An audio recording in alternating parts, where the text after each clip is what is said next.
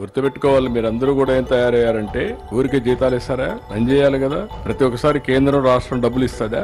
అంటే public sector లో ఉందని బెదిరిస్తా కూర్చుంటే ఎంతో పైన ప్రతి ఒక్కరు ఇదే మరి మీరు క్వశ్చన్స్ అడుగుతా ఉంటే అన్ని ఎందుకు లాభాలు ఉన్నాయి, ఇక్కడ నష్టం ఎందుకు వస్తా ఉంది? పని చేయాలి, పని చేయకపోతే ఎన్నిసార్లు గవర్నమెంట్ ఎక్కడి నుంచి డబ్బులు తెచ్చిస్తా ఉంటే ఇది ట్యాక్స్ పేయర్స్ మనీ కదా. ఇది ఎఫిషియన్సీ ఉండాల్సిన పని లేదా? ఆంధ్రుల హక్కు, విశాఖ హక్కు. మనం పని చేయకుండా దాన్ని వైట్ ఎలిఫెంట్ మరి పెట్టుకుని కూర్చుంటారు. ఇంట్లో పని చేయించాలి. ఏమి అన్సెటిల్మెంట్ ఉందంట్లో? ఎవరు చెప్పారయ్యా నీకు? ఎవడు చెప్పాడు? బుద్ధి ఉండాలి. ఏం తీసుకోవాలి, ఏం తీసుకుంటారు? 12,000 కోట్లు ఇస్తే ఏం తీసుకుంటారు? నీకు వచ్చి మీ ఇంటికి వచ్చి చెప్పాలా నేను ప్రైవేట్ చేయనని? ఎన్ని గంటలు చెప్పాలి? తమాషాగా ఉంది మీకు.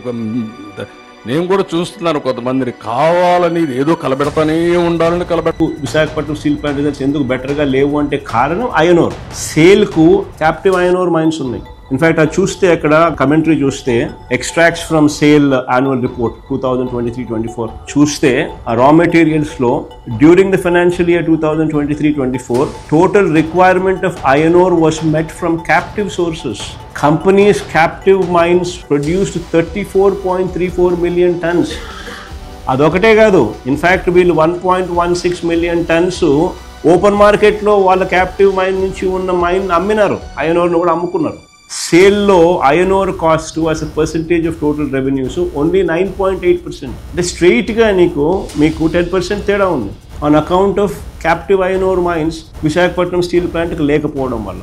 ఇది మేజర్ క్రైటీరియా. దీనికి క్యాప్టివ్ ఐరన్ ఓర్ మైన్స్ ఇప్పించమని చెప్పి ఢిల్లీకి పోయి వీళ్ళు ఎన్డీఏలో కూటమిగా ఉన్న పరిస్థితుల మధ్య అడగాల్సింది పోయి వీళ్ళు ఏం చేస్తారు?